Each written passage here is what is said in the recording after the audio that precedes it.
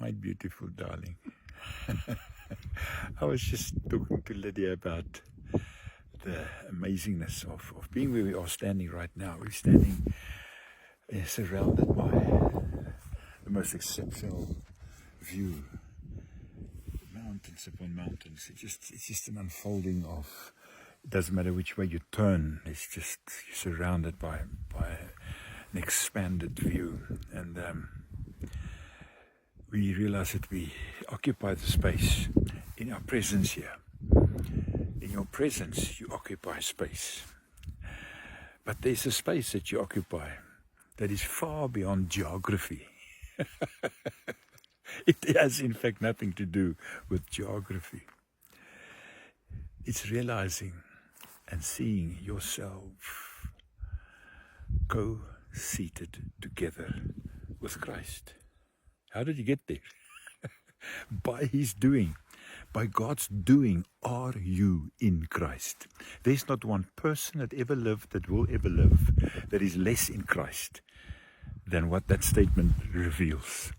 Every single individual is in Christ by God's doing, not by their own. That's 1 Corinthians 1 verse 30.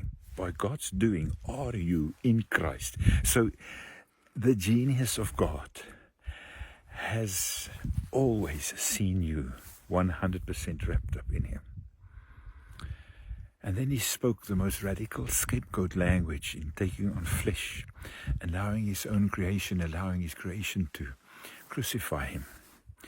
And again, in the majestic mind of God, we were represented there. Every single individual who ever lived, who will ever live, who is alive right now, equally included, represented, valued in Christ.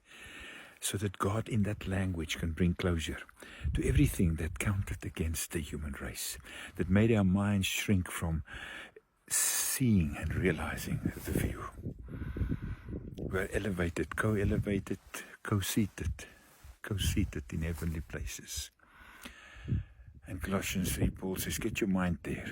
Relocate yourselves mentally. Get your mind there. Isn't that an amazing thought?